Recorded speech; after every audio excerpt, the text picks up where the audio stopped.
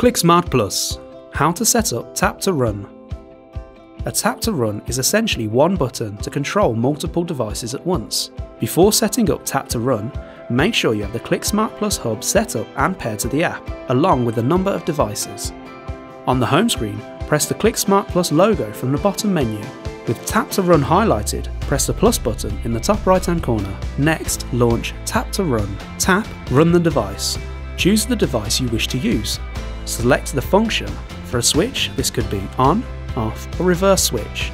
Tap Next. You can now review your Tap to Run.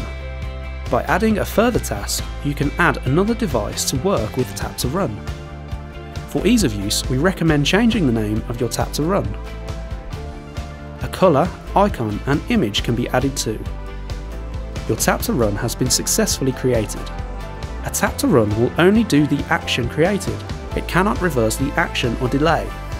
To reverse the Tap to Run, you will need to create another Tap to Run with the opposite settings. For example, one Tap to Run with the lights on and another with the lights off. All ClickSmart Plus products are compatible with Alexa and Hey Google. ClickSmart Plus, making your home smarter.